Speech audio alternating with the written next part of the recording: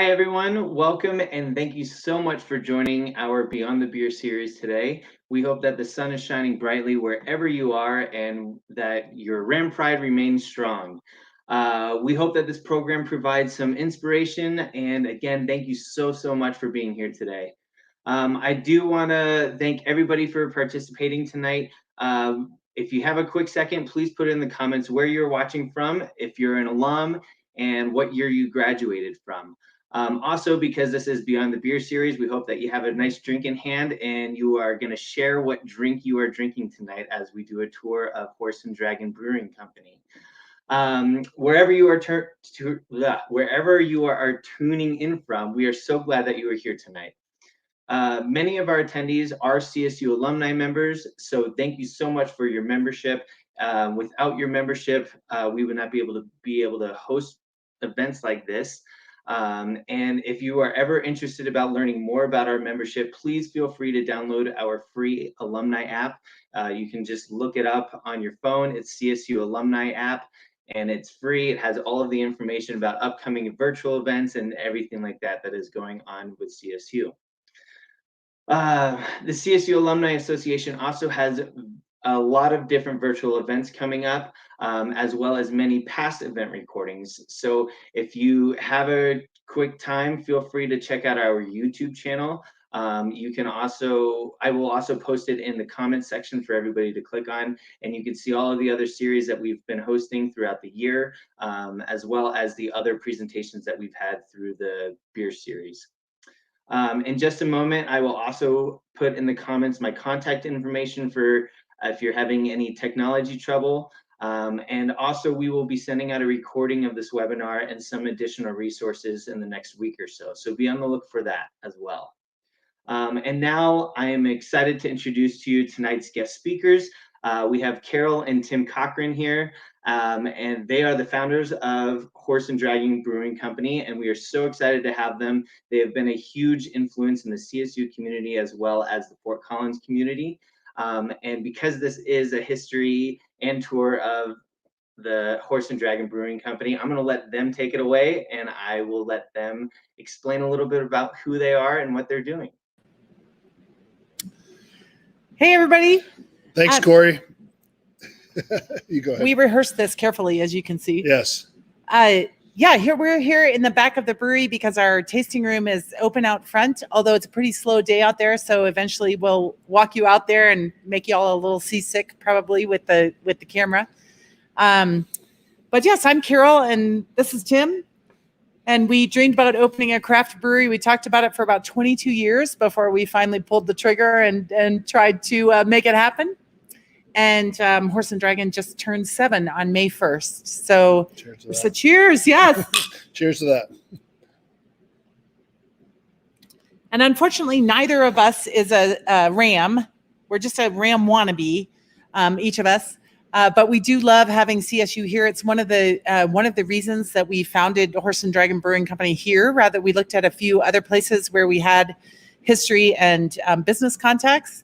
And CSU was a pivotal reason why we're here instead of a couple of those other places. So it's been amazing to see what CSU brings to the community. And certainly the research that's being done there helps a lot of aspects of our product. The Water Center and various other elements of water research up there. The ag focus on grains is very helpful. We're looking pretty closely at the hop developments up there and hoping that goes somewhere as well. And then just the general vibrancy that CSU brings to the community is amazing. So if any of you aren't alumni out there and are joining us, cheers, you're in good company or maybe poor company. You're with the two of us as CSU fans and or maybe just craft beer fans. If you've never visited the campus or Fort Collins, by all means come and we will try and show off both to you. We might have to contact Corey to get the real inside scoop and tour of CSU, but we're happy to drag you around campus anytime and treat you to a couple of samples of beer out in Fort Collins, not just at our brewery, but at any of the ones that are here. So we one of the things that we talked about with Corey in advance is that you would like to see and know a little bit about the history of Horse and Dragon. Like Carol said, we talked about doing this for a long time. We've been married for over 30 years. Nice. And so I've been coming to Colorado. I grew up in Oregon, but I've been coming to Colorado to visit Carol's family and Fort Collins specifically for 30 plus years. So when we looked around at where we were going to start a brewery, Fort Collins was on the list for sure. And then obviously came to the top. It's a great, and I think a lot of unexpected things. CSU is one of the assets that Fort Collins has as a city and as an ecosystem, I guess. But it also had a lot of great things to do with the brewing community here. Many of our fellow brewers, our peers, our CSU alums are definitely involved somehow. We're all on the Fermentation Sciences program advisory board, which sounds very lofty, but actually we get together every 6 months and chat with the people that are actually doing the real work over there in the research side of the fermentation science program. We've had a couple of different brewers and assistant brewers and packaging people that come from that program. So we're pretty happy to support that and work with them on that. But the history really is, like Carol said, we thought about doing this for a long time. And so we looked around. Like I said, I grew up in Oregon, so we've been married for a long time. And wherever we went on vacation, when we're visiting our families, it was coming to Colorado or going to Oregon. So those are two pretty amazing craft beer states and have been for years. So we would always go to visit local breweries as they opened up when we were visiting family. I definitely have very strong memories of visiting New Belgium and Odell and having lunch at Coopersmith's, kind of the original craft brewing part of Fort Collins before we would head up the Poudre Canyon. It's so fun to talk to CSU people because you know all these things. So where they are. So we'd go up the Poudre Canyon. I'm drinking a Picnic Rock Pale Ale, by the way. Right. So if you went to CSU, you should know where Picnic Rock is. Anyway, we would go up the Poudre Canyon, but we'd always grab beer from one of those two and maybe a growler from Coopersmith's as well. So we always had it in the back of our mind that this is a pretty cool place. When we decided to open a brewery, it was top of the list. And we decided to do it here for not just that reason, but also, CSU's vibrancy was part of it. But also the market here in Colorado was actually ready. It was definitely a lot of breweries at that stage. I think in the United States, when we opened, there were about 2,500 breweries. That's a huge number, right? 2,500. Last year, there were 8,700 breweries in the United States. So craft brewing should be happening regardless of where you're calling in from. Go to your local breweries and support them because they need your help. And they also are probably making the freshest beer that you can get. So go for that. Including, actually, we lived in Asia for 10 years. And after we opened here, we got, which is part of why our name is how it is, Horse and Dragon. And we'll maybe go into that later. But we were contacted by a brewery, craft brewery in Shanghai right after we opened, or a couple years after we opened. And when we were over in that part of the world, it was very difficult to find. It was home brewing is how you had really fun experimental small batch beers. And so it's fun. Of course, that was ages ago, 30 years ago, probably. But it's lovely to see that no matter where you're calling in from, there's probably a small craft brewery near you. So go give them a try. Right. So we decided on Fort Collins, like Carol said, about 8 years ago. It took about a year and a half for us to find the location and then build the business. So the other side of it, people often focus on the beer, which is important, right? We want to have a good product and we want to make sure that people enjoy it. Our philosophy on beer was solidified during that time. People said, what style are you going to specialize in? Funkworks had just opened, so down the street, they're great neighbors of ours. And they're saying, they're doing Saisons, and they do a great Saison, which I will say is true. I mean, the best Saison in the United States comes from Funkworks. So when you come to Fort Collins, make sure you try that if you're a Saison fan. Anyway, people would say, what's your style? And we said, really, beer is meant to be drunk in a pint, all right? You can have tasters for sure. Try things, and we don't want you to try a taster of it and have the most amazing hop explosion in your face, and then you go to another beer to drink, right? We want to have beer. Beer is meant to be drunk in pints together. So we believe that the best beer that we can make is a beer that you like, that you say, wow, that's pretty interesting. Yeah, good flavors. It matches style, and I want to have another pint of it. So hopefully that's how you approach beer, because that's how we approach it. We let our brewers do a lot of the work. One of the decisions we made early on when we decided to come to Fort Collins, we knew that the bar was set very high by the people already in the market.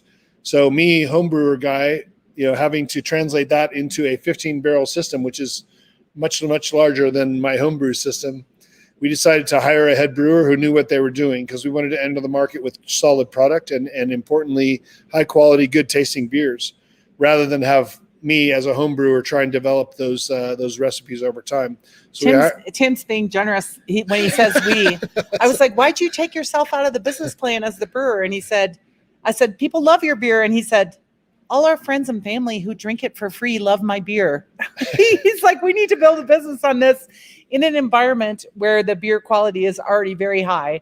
And we've been to a bunch of breweries. There are some home brewers who just knock it out of the park when they open. That's true. But there are a lot more that we love visiting craft breweries. And there are a lot of home brewers who struggle to dial in their recipes. And Tim said, in this market, the consumer is so knowledgeable that we can't afford for me to misstep while we're trying to figure out.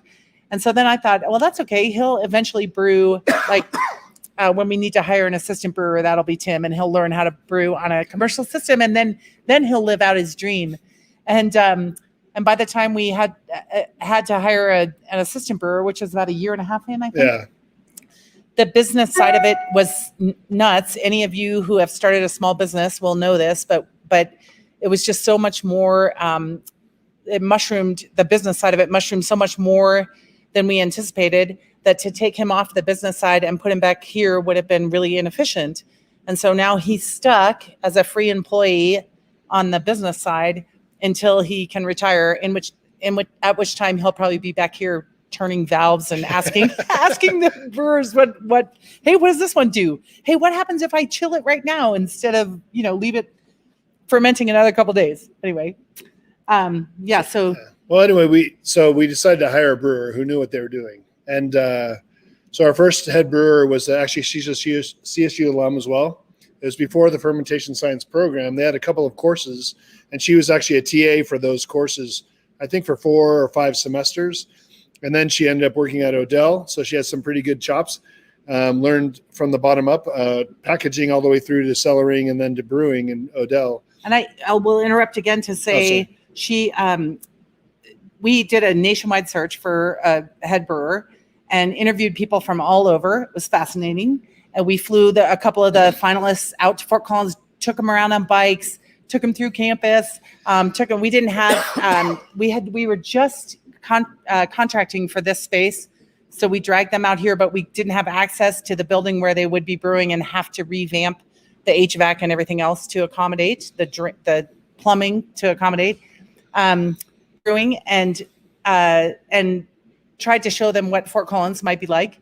And in the end, we hired someone who we could have probably stepped out in the parking lot and just hollered, "Hey, we're hiring," because Odell is about a mile from us. So we did hire, and bless Odell for the way that they train their people and the beer that they're making and the way they support the community, because we have made, actually, when we take you around on a little tour, I think you guys have probably seen several other breweries. If you've joined these Beyond the Beer tours before, you've probably seen the stainless, which is beautiful to those of us who invested in it, but may be boring after a while to those who are just enjoying the product and the chat.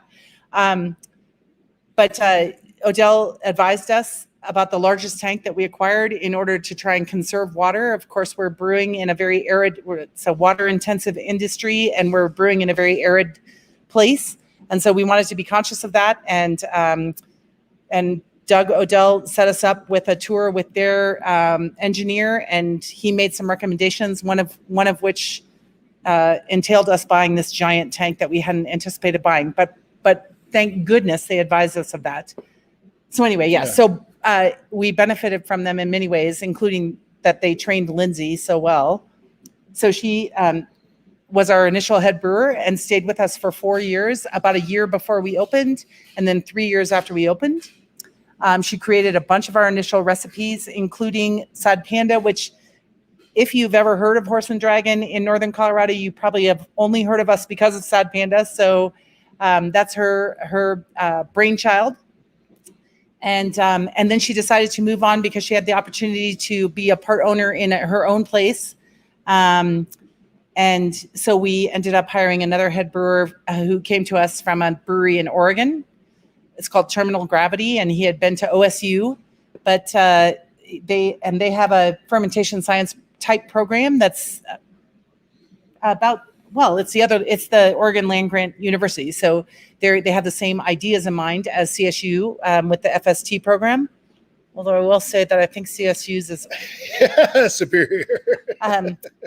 But and then Josh decided to be a stay-at-home dad about 3 years. He was with us 3.5 years. 3.5. Yeah. And then we've just hired a new head brewer. He came to us in late October from.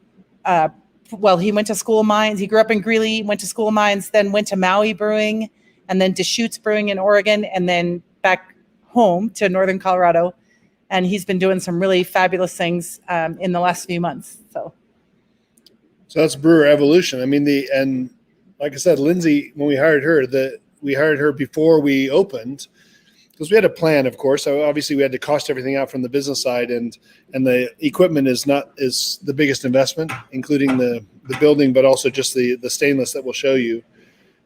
So we knew what we had in terms of a budget, but then I wanted to make sure that the brewer that we hired, the head brewer, lucky them, was able to have some input in that, because they were going to be working on this system and making our beers. I think it's appropriate to say, really Horse and Dragon, one of our important pieces of our company that has held true for the 7 or actually now 8 years since we formed, is that we started with 4 major tenets as a business. And if you're from the business school, you'll recognize what I'm missing. But basically the 4 basic tenets are: make interesting, great tasting, quality beer, right? Because that's the start of the business. I mean, if the beer doesn't work, we can't do anything else. All right. So make great beer. The second one is treat everyone ethically. Now, we started by saying, treat people as you would like to be treated.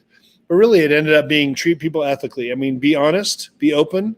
And this is part of our community. And one of the things that we had discovered here after we opened, really, we knew it was there, but we didn't know what the quality would be, is that the brewing community in the craft brewing industry is very, very, very supportive and helpful.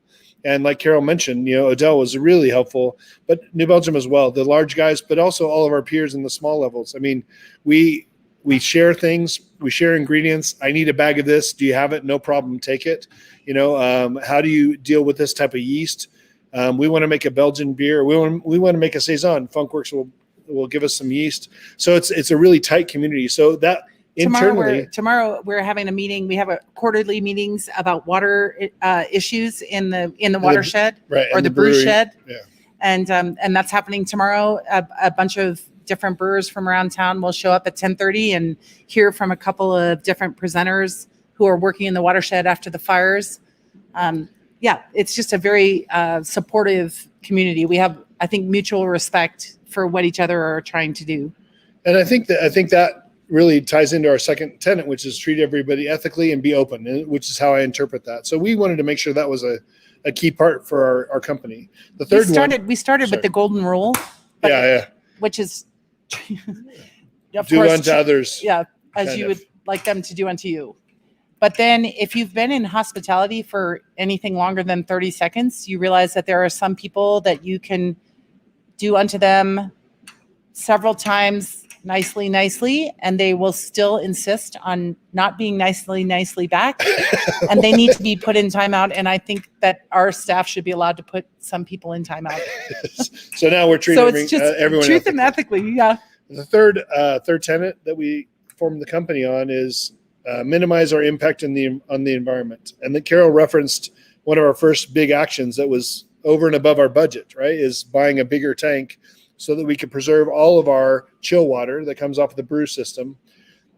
The water gets heated up as the beer gets chilled. And so that water is hot. But usually if I was home brewing, I just use it to water the plants or whatever. Dump it on your tree outside.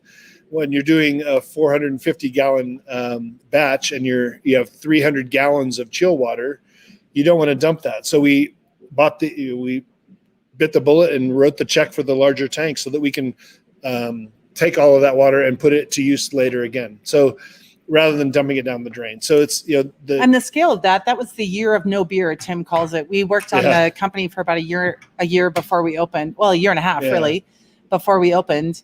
And that year of 2013 was the year of no beer, but a whole bunch of hemorrhaging money. And it was the tank was $17,000 above what we had anticipated spending on that tank. We ordered our system from the Pacific Northwest, where water shortages are not yet a problem. And so they sized that hot liquor. It's called a hot liquor tank, but it's just a hot water tank. Yeah. Disappointingly, it contains no liquor. It's pre-liquor liquid. But anyway, so they currently drinking a Sad Panda. I was worried that I couldn't see the comments, but you guys need to start commenting. Matt, is there anyone out there? Matt. Cheers. I thought maybe we couldn't see the comments, Corey. I thought you were. So there's two comments. There's a bunch of people watching live right now on YouTube, and so they are commenting on YouTube. We also have a couple people that are on our StreamYard webpage that you can't see those comments, but they are drinking Sad Pandas and Silver Lions as well. Nice. Oh, nice. Yeah, that's what I'm drinking as well.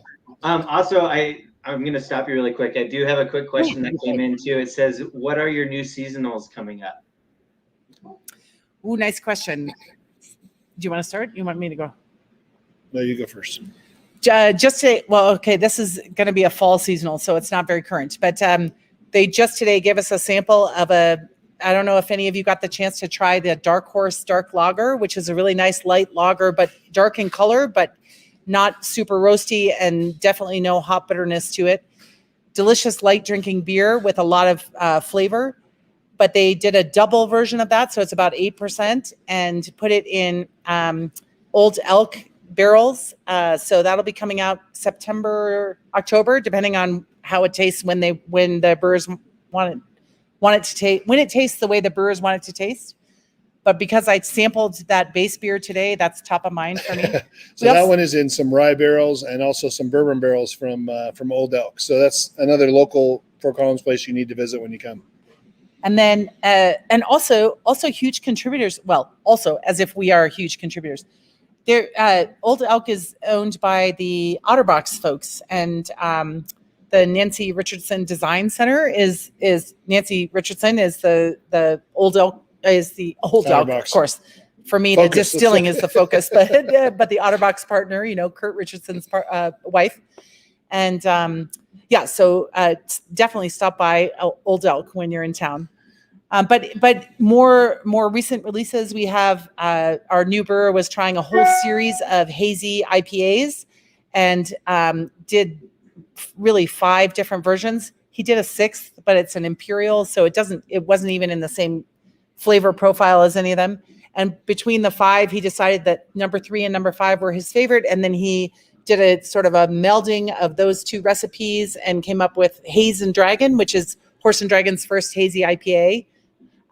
So that was recently released. And that one is, and if you've had hazy IPAs, the beauty of that experimental piece that Tanner was working on is he's trying different hop treatments, what sort of hops work in that style, but also different malts. He was using different malt bills. So each of those episodes, we had 5 of them, were all different. And so the cool part was you're able to taste them side by side and say, what do I like about this one? What do I want to take out of that? Or what do I want to reduce? So he was using it as an experimental sort of process to get to the point where he says, okay, this is what I think I want Horse and Dragon's hazy IPA to be. So any of those episodes it's called This is the Haze. So for the Star Wars people, yeah. So this is the Haze. It's episode 1 through 5. If you find any of those, go ahead and try it, and then try a Haze and Dragon, which is the result of all that testing. So we'll probably have some more. If he gets access to different hops, we'll probably try some additional episodes going forward. But for now, Haze and Dragon is going to be our hazy IPA. So that's another new one out. And they're about to bring out Disfrute Pineapple Ginger Lager, which is a super delicious summer refreshing beer. So that's a seasonal that we've had for the last couple of years. And like Carol said, it's pineapple and ginger. So those are 2 flavors that are really nice, complementary. A bit of sweet on the pineapple, but then a little bit of kind of bite on the ginger. Not quite, but it's a really drinkable beer. Great with barbecue. I mean, great with not barbecue. Sorry. Great with grilled meats. I would say a hamburger. Every time I think of it, I think of having a hamburger with it. So when you said it, I'm like, oh, I want to get a hamburger now. So anyway. And then in our pilot system, we have a 1-barrel pilot system, and there's an experimental Belgian ale in there, which we don't usually use that style of yeast. So that's a Belgian with 3 different types of citrus added to it. So I think it's grapefruit, lemon, and lime in there. So we'll just see. That's going to be only available in the tap room. So if you're in Northern Colorado, you can stop by. That should be released here in another couple weeks. So you can just keep an eye either on the website or on our social media feeds, and come and sample that in the tap room. Let us know what you think. Okay, so as we mentioned, so we started in, I think we didn't mention actually, May of 2014. So we started the company in 2013, and like Carol said, we were writing a ton of checks. But one of our first employees that is still with us is a CSU Ram. So he is our linkage to CSU. This is Luke. Oh, nice. So he went and got the flag. But Luke is a huge part of our company, and we're all on the management team together. And now he's part of our family, which is hilarious because now he gets all of the texts. So it used to be, it was more of a working relationship, but now I just text him whenever we need to talk. So, but Luke is now he's not only in charge of all of our sales group, but also is our linkage and overseeing a lot of the brewing. So he's our link between sales and production, as well as doing almost everything else too, right? I mean, delivery during COVID, someone said that one of the questions might be how is COVID? In our business, our main business was servicing bars and restaurants in northern Colorado and a bit through the Denver sort of footprint. But obviously bars and restaurants closed in April and May, and then started slowly reopening in the end of June. So that was a huge hit for our business, and that was Luke's main sales piece. So, I mean, of course, as usual, he was already doing other things, but he became the jack of all trades and then some. So there might be specific questions about COVID and the business, which Luke is probably best qualified to answer. If anybody has any of those types of questions, or any questions for he's our Ram here. So if you got any CSU link you want him to questions. sing the fight song or something, let us know. Proud to be. Nice. There aren't any questions for him yet, but there is a question that said, if you could say it again on how you guys came up with the name of your brewery and logo. Yeah, that's always a question that we forget to answer. I'm sorry, Corey, and whoever asked the question, thank you for reminding us. So we, as Carol mentioned, we lived in Asia for 10 years in the 90s, actually, and the dragon is a symbol in most countries of strength and of sort of success and good luck, right? In most countries throughout Asia. And then the horse, where we live now, the horse has historic value from a hardworking, an important piece of the economy and driving the business here in the West. So, we thought it sort of represented the balance of our lives together, Carol and mine. We've lived in probably 4 or 5 different countries during that time. And we've always been to British or Irish pubs that have this great sounding name, like the Table and Chair or the Pig and Whistle. So we thought Horse and Dragon kind of had that little bit of a link to all of our great times in British pubs. We've never had a bad time in a British pub, right? That is true. So that was the secondary piece. But the last part really was that in the Chinese zodiac, I was born in the year of the horse, and Carol was born in the year of the dragon. So it really represents us together, and without being too overtly calling it our name. So that was really the main reason. That's why it got on the list, and it got the least negative votes. So that's how we chose Horse and Dragon as a brewing company name. But it's interesting trying to choose a company name when you don't have the funds to do market research, and you don't have a focus group, and you just are sort of throwing darts at a board. So we chose something that had meaning for us, and you just have to hope that it sticks. So every time someone comes in and says, somebody told me, and all I could remember was dragon, I always say to Tim, see, it's the dragon that really, because I'm the dragon. and when people come in and are like, I knew there was a brewery in Fort Collins that was about the horse, then I'm like, oh. But I think another piece is actually I worked in beer before, but I worked for a large company called SAB Miller. And I mean, the interesting part about it is, brands are important because they need to represent something. And I feel like ours really does. And so we actually, that's why we chose this over other options. We had a list. I used to travel to Asia a lot from Milwaukee. I worked for Miller in Milwaukee, but then I was in Asia a lot. So I was on the plane a ton of time. And I always joke around that the last hour of those flights that were 14 hours was when I was brainstorming on names. And then I go back and look at it when I'm kind of focused and well rested. And there's a lot of those that we could forget. And I crossed off a lot of those. But the Horse and Dragon just stayed on that list. So that's why we ended up with that. Longest answer ever. There are two more questions. One, I don't know if you guys will probably talk about it on the tour, but it says, do you experiment with different levels of carbon dioxide in the beer brewed, or stick with one level? And then what is that PSI or level in PSI? Oh, nice. And then the other question is are you doing People Power or the Citrus Fiesta again? So we'll answer the second question first. I mean, People Power is a great program, and they, this is supporting, there's some funding for the ACLU, correct? I mean, especially over the last, 12 months, our country's had some issues, and that came to the top. I mean, we know we've had issues for a long time, but these are really, really, brought to everybody's kind of top of mind really quickly and urgently and importantly. So that's what really motivated us to do that People Power beer. They had done it one other time. Did we? Have we done it? We had not done it, but I think it's been going on for a while. It's an East Coast brewery that first I should have looked up. I didn't anticipate this question, but it's been going on for a few years, and they have included any breweries.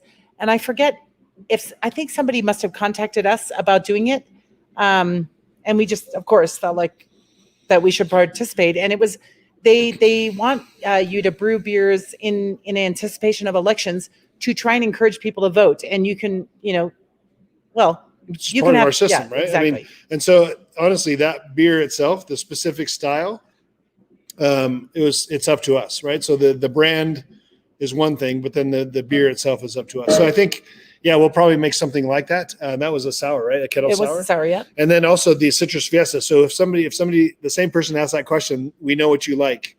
You like kettle sours. So we actually have a kettle sour on right now that is mainly fruited with a little bit of guava and a very, very slight touch of raspberry. So we will be doing additional Citrus Fiestas going forward, but those will probably be different than the ones we've done in the past.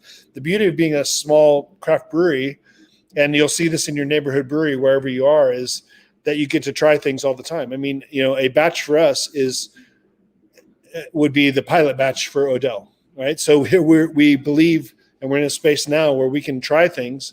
We usually try them on our pilot system first, and then put them in our big system. But our big system will allow for sort of a seasonal beer to come out, maybe 2 to 3 months worth of a beer. So we're always looking at different things, especially in that sour range. So whoever asks a question, please keep an eye out for our sours. We try and have at least one on at all times. There are some gaps occasionally, but right now we have a Catarina sour, which is based out of first originated in Brazil, tropical fruits on top of a Berliner Weiss, so it's nice and tart, and it's got guava as the main fruit. It's called Mountain Toucan. Do you have any cricket? Sorry. So now Luke can answer questions about beer. Well, what was the other Or question? Luke could also answer questions about working in a small family business where you get Tim and I should maybe leave the room. Well, what was he was going to answer? There was a carbonation. Yeah, the first question was carbonation, science question. So that is a little tougher to answer as far as PSI goes. To my right here, you can't see them. Our bright tanks are over here. The bright tanks are carbonating tanks officially. They're rated for pressure.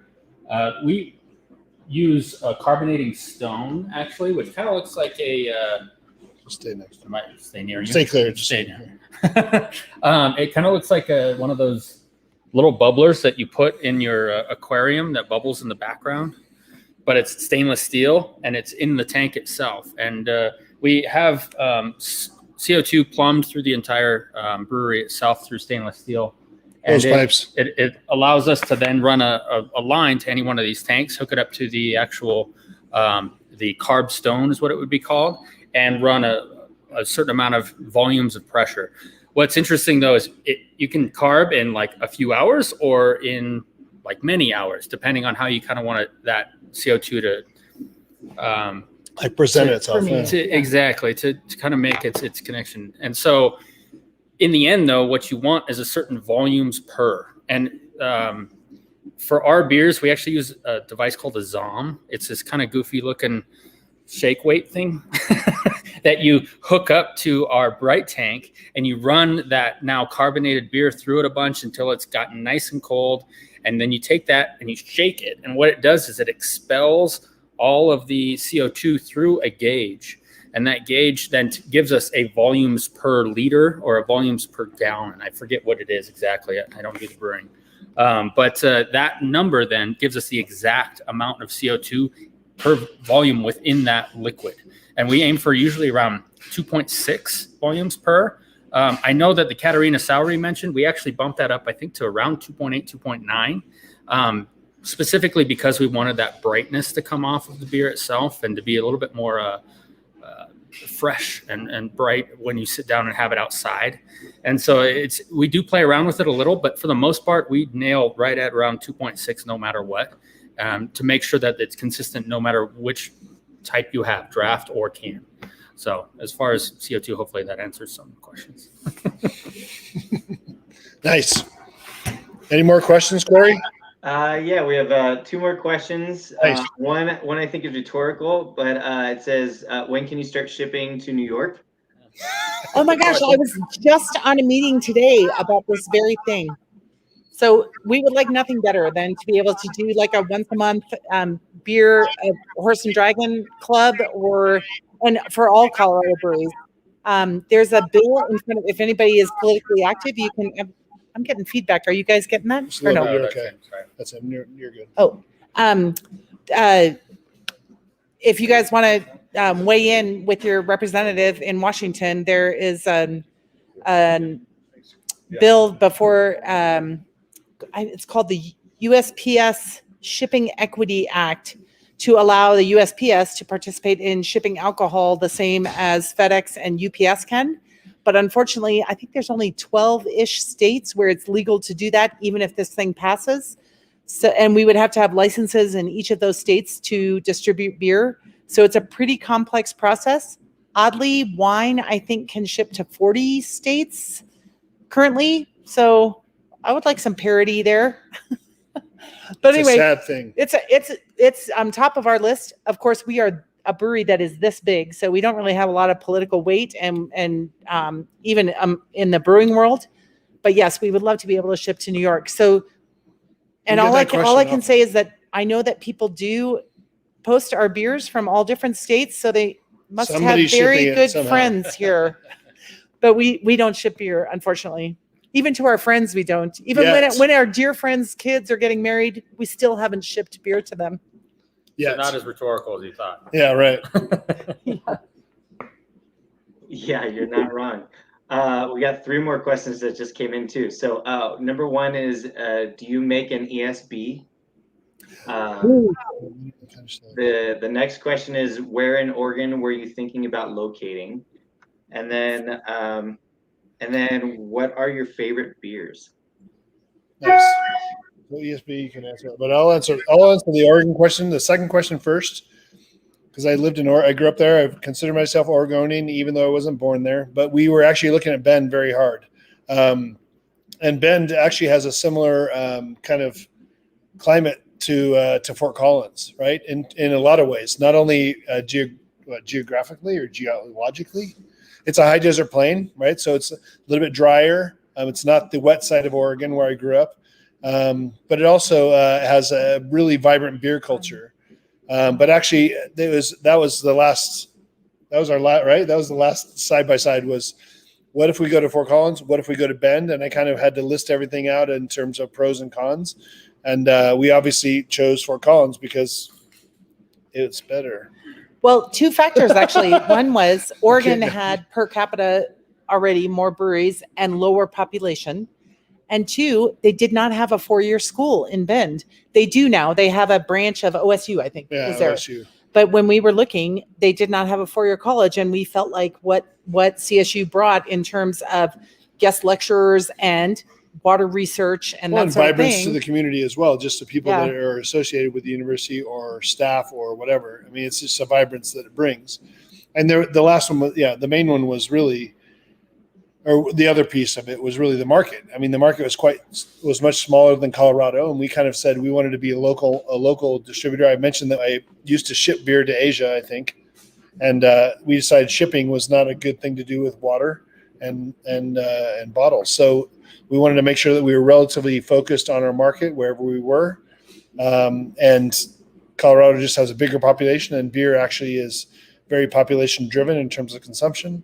But the last piece is really, it was a better fit, and we were closer to the Poudre Canyon. So, and then the ESB question. Yeah. ESB. One of my favorite styles, actually. We've actually made, I think, 3 or 4 ESBs. Yeah. We've done a total ales. Oh, ESB yeah, right. The first one. Yeah. There's a few others that are in there. Titus's, what was that one called? DFA. Down for anything ESB. We've done a few of them for sure. It's definitely a style that makes sense, honestly. From a craft perspective, it totally makes sense. The sad thing about ESB is it's extra special bitter. And for whatever reason, the general public can't get past the term bitter without frowning. Despite the fact that it's not less that bitter bitter than my IPA and any other beer that we're holding currently. ESBs, while when they were originally designed, were more bitter than the typical table beer on an English table or English pub, they were definitely not hopped up like an IPA or anything close to what is a pale these days. And so with ESBs, we'd like to return to them, I think. I've talked to Tanner about them a couple of times as far as playing around with the brand. But I can assure you that a good amount of the amber ales you've had in the state were actually originally built as ESBs. Yeah, I know of a few brands specifically that went, ESB doesn't sell, we're going to call it amber now, and it sells like crazy. And so part of it's the perception, but that's part of what craft is about, is trying to kind of indoctrinate that and kind of work with what the perception is of, say, a Belgian beer, and be like, all right, I know that you're not big on what the term Belgian is, but we're going to try this and taste it and see what you think. And there's no wrong answer, but it's part of that. And so hopefully we can work back into an ESB again, because that's a brand I enjoy a lot. So I like that style as well. That's really good on draft, on night. But I think if you sit down and you love hops and you want a bitter beer, and you see, if you don't know what an ESB style is and it's extra special bitter, you think you're going to get a really bitter beer. And if you want an amber or a red, and the beer tender says, well, you should try the ESB. What does ESB stand for? Extra special bitter. Oh no, I don't like bitter. So like, it's a hard style to sell correctly to consumers. But whoever asks that must like it, right? Nice. And the last one is, what's your favorite style? What's your favorite beers? Oh, of our beers, my favorite is Picnic Rock Pale Ale. I love trying brewers' pales because I feel like usually the malt bill is pretty streamlined and straightforward, and you can tell what the brewers are trying to do with the hops on a pale, because pales should be hoppy, even though they sound like a light beer. So yeah, I love IPAs too, but not all IPAs. And IPAs are so convoluted in their hop profile and their malt profile that if you order a pale, you can really see what the brewer was trying to bring out in the hops. So yeah, and I love our Picnic Rock Pale Ale. Me? Yeah. As the sales guy, I have no favorites. Selling them all. It's literally time of day. I think Timco has my favorite currently, just in the sensation of it. Granted, I'm drinking an Adventure on IPA. He has Bomo IPA, which is IPL. an IPL. Thank you. It's an India Pale Lager, primarily based in Mosaic hops, which are fantastic, fun, just special standalone type hops. But again, like that's going to be gone pretty quick type of beer, and who knows what I'll feel like tomorrow. It might be what I think we're going to call the big beer Midnight Stallion. Nice. So that's the beer that Carol mentioned earlier that we put in barrels. that was Dark Horse. We're looking at calling it Midnight. We're working on it still. I don't know. The brewers were talking about it today, but We were I talking tasted about that yesterday, and like It's her, good, it's like, right? oh my gosh. Yeah. they were it's talking good. about when he says brewers, we have 2 brewers, Yeah. and the second one The brewing team. just started full time in April. So so we're still, very small, but I heard them talking about it earlier, and they were talking about what do we call, because it's a bigger, the Dark Horse dark lager It's was a 4.5 or 4.7 ABV. So really light drinking, easy drinking beer, and this one is almost double that. It's 8.1 or something. So they're like, I don't know, like it's a big stallion, like a Clydesdale. We're like, No, Clydesdale. can't call it Clydesdale. That has inferences. And there was the third question that you were going to answer that. You Oh, my gotta- favorite what's your beers. Favorite beer. So yeah. current, like Luke mentioned, my current favorite is this Bomo. It's IPL. So we call it Bomo. Again, naming beers, we've had 181 or something. I think 180 plus different beers that we've made in 7 years. So the naming, a lot of people ask about naming, and people that are into marketing especially, but even consumers are like, oh, how do you name the beers? It's quite difficult, honestly, to come up with something that hasn't been used by anybody else or doesn't turn up poorly on Urban Dictionary or actually has a little bit of relevance to what you're going to try and give them in the glass. So the BOMO, it stands for the Bohemian Pilsner malt that we use and the Mosaic hops. So in this beer, it's a very clean, light drinking, yet hoppy beer. So it really highlights that Mosaic hop that Luke mentioned. So that's the Mo part of it. And then the Bohemian Pilsner malt makes it just clean and light and easy to showcase that hop. So it's a really easy drinker. It's about 5.6, I think.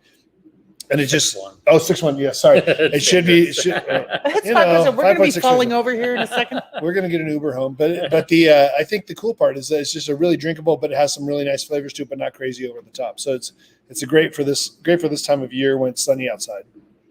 But my real favorite that we make, just so you know, Whistle Blast Honey Brown Ale. If I see you ever and you say you like Whistle Blast, I'll say I know you saw this on the video because that was our 6th brand out of 180, and I still hold, and that recipe has not changed. I still hold it's like the best beer for all times. If I had to choose one beer, I would choose Whistle Blast Honey Brown Ale because you can drink a pint of it and always want another one if you're just having beers, or it goes with almost any food that you can have. So if you're having a meal, anything, starts with salads all the way through to barbecue to grill, whatever. That Whistle Blast is the best beer that we have. Next batch ready in 2 weeks. Yeah, I was just going to say, for those of us who are wanting stainless, Whistle Blast, the next release of Whistle Blast is in this fermenter right here. We need help with our naming of our fermenters. This one's Fermenting Vessel 6, which is, as I think we can all agree, highly unoriginal. But anyway, Whistle Blast is in there right now, fermenting away. And what else can we show you? Here's the flags. These are the flags where Tim and I lived. Wait, hang on. There we go. Nice. While we were talking about opening a brewery. And now here's where we live now. Colorado in the U.S. Here's a bunch of stainless.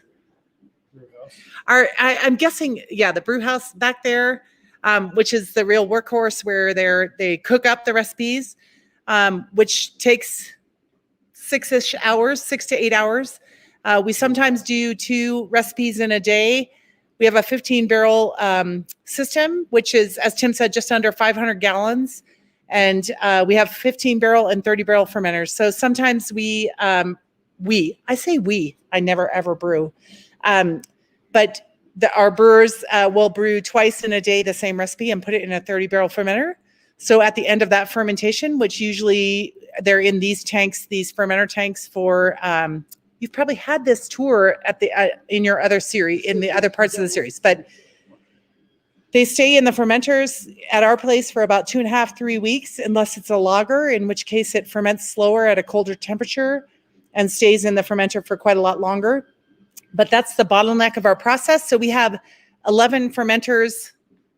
Okay, I should have practiced doing this on a computer before we did this. We have 11 fermenters, but hey, cheers all.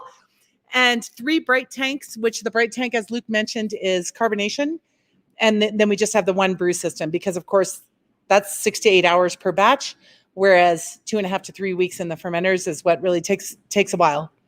And then we have a small bottling line here. We have a little canning mobile well, it's not mobile, but it's movable anyway, canning line, and our kegging system, which hopefully you've gotten a tour of New Belgium or Odell and seen their awesome robots that pick up the kegs and do all of that. This is actually our CrossFit training gym right there. It's a pretty manual system. And so you're heaving around kegs if you're rinsing, sterilizing, and filling kegs. That's my tour. Wait, well, let's see the barrels. Well, I was gonna say one last part of the tour is, so she was standing in one place and you got to see our whole brewery, all of our operations from one spot, and that's the coolest part about craft beer here in Colorado. I don't know where you are. There you are. I'm here. Here I am. Is that, like I said, there's, in the United States, there's about 8,700 breweries or something like that. Here in Fort Collins, we have about 25-ish now, 27 maybe. So next time you come up to visit the campus, please stop into one of your local breweries, because there's 27 of us. If you don't find a beer you like amongst 27 breweries, then maybe you should look at the wine place. I mean, Odell just opened a wine place. Yep. But really, I think the beauty of craft beer is that there's flavors for everyone, and we have a lot of good beer here in Fort Collins, driven by the standards that New Belgium and Odell and even Coops. I mean, Coopersmith has been around for longer than either of those, and they're still making great beers. So come and visit anybody, and you'll be happy. So the last part of the tour is the barrels, which we have to walk through 4 steps for. 1, 2, 3, 4. So this is our barrel program. Again, in Fort Collins, there's at least 3 breweries that only do beers out of barrels. We have the Jessup Farm Barrel House is a really cool project because they actually do. It's a nice place to visit. If you haven't heard of them, they're here in Fort Collins, and they actually do some really cool stuff with the base. The base beers in different barrels. So maybe it's a brown ale that was in a tequila barrel and a whiskey barrel and a Scotch barrel and a gin barrel, and you try them all next to each other. It's a really cool flavor, kind of flavor sensation. Or the other side of it would be this same barrels. So we have like rye whiskey barrels, and we put different beers into that same barrel, and you try the different beers that have been treated in that same barrel. So anyway, Jessup Farms, go visit them too. Yeah. So what are you going to do next? Nothing. If you have the chance to come up here, how about questions? Do questions. Oh yeah. Do you have any questions? Yeah, we do have a couple more. Well, before you start, sorry, Corey, to interrupt, but I love the questions. Good job. You guys are amazing at questions. Thank you for doing that. And so let's keep that going. You must have inquisitive minds fomented by your education as a RAM. That's awesome. Yeah, so the next question that I have is, what is the name of the strongest percentage of alcohol beer you have brewed? And then what do you do with the leftover hops solids? Is it composted, or what do you do? Those are great questions. Yes. The highest ABV beer maybe is Dragonfire Imperial Stout, 10.3 or something. Cheers to 5 years. Cheers to 5 years. A Russian Imperial Stout. We did a Russian Imperial Stout for our 5-year anniversary with the 2 bars in town that tapped our beers before we even opened, which was the Mayor of Old Town and Tap and Handle. No, it was with. I'm sorry. Yeah, we did Mayor of Old Town in Fort Collins and Falling Rock in Denver, and they were the first bars to tap our beer in Fort Collins and in Denver. So Mayor tapped our beers, and so did Tap and Handle before we even opened, which was showing a huge amount of, I guess, experimentation, not necessarily trust, because they didn't say they had to be great beers, but they were willing to put them on tap before we even opened. And then Luke told us that Falling Rock is a fantastic beer bar in Denver, and they came up here and got a keg of Sad Panda, as a matter of fact, before GABF. So any of you have been there for their pre-GABF ceremony or festival, know that they tap beers on the hour or something for 4 days before GABF starts. and they took one of our beers, which was unbelievable. It was about a year before we anticipated ever selling anything in Denver. So the two of them came and brewed a Russian Imperial Stout with us. For our fifth anniversary. I cannot believe that you found one. Up a little bit. So we actually brewed that with them for our fifth anniversary. So there's two of our most loyal and longest customers, and it was a Russian Imperial Stout. And then we ended up putting some of that into barrels as well. So we launched that at GABF with Falling Rock. So So the mayor of Old Town, great bar. If you've been in Fort Collins ever, that's a place to go for beers. The mayor of Old Town and Falling Rock brewed it together with us, and we launched it at both places. And so the best thing is that was the our highest ABV. anniversary, it was about 11%. Sorry.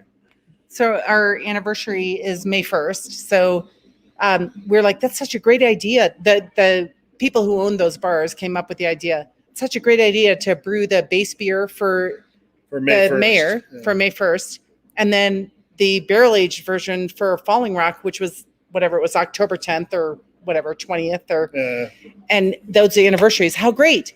And so then we say to Luke, who's supposed to sell all the rest of the kegs of it that those two bars aren't taking, hey, guess what? On May 1st, we're going to have this 10% big Imperial Stout that on you're May 1st supposed to as spring sell. is sprunging. And he's like, oh, cool. So obviously we should have included in those conversations a little more, but he did sell the beer in the middle of summer.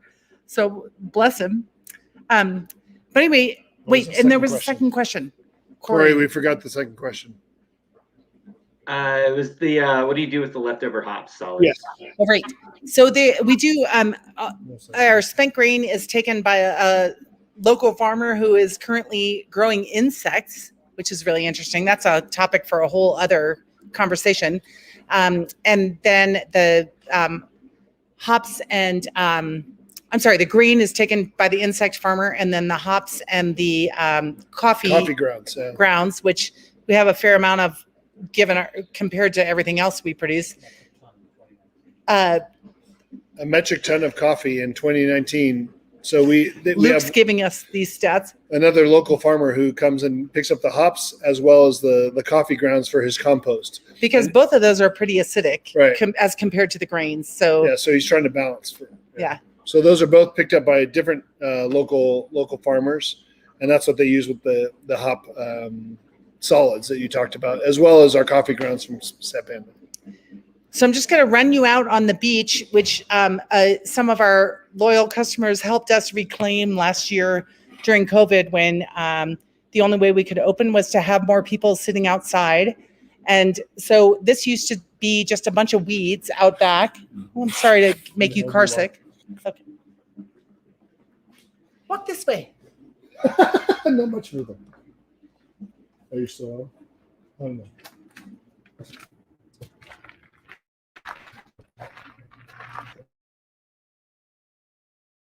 Beer, you're welcome to have a beer outside here. We are the space, despite the fact is just an old warehouse and a little field behind it anyway. And box, I don't know if any of you are following. Let me see if I can get it. We moved it over. It used to be right on this space last year, and the nesting kestrels there's a camera in there, and you can see the live feed on our website. We moved it over to the next warehouse in the hopes that people out here would not disturb them. But although the female is in there every night and often during the day, which she should have laid eggs by the end of April or the beginning of May. She's still in there all the time, but she's laid no eggs. So the people are still upsetting to her. But next year we'll figure out a better place for that box. The previous 2 years they had chicks there, and we got to watch them be fed, which was gruesome, and grow. A kestrel is North America's smallest hawk, and obviously development is interrupting their nesting space. And so a fellow who's studying them asked, we are right on the old Fort Collins Air Park, so there's still a big, huge field out there where they can hunt grasshoppers and snakes and mice and voles. And of course, they throw all those things into their babies once they teach them how to eat. So Tim's holding the camera. I'm sorry. My cameraman is just... But anyway,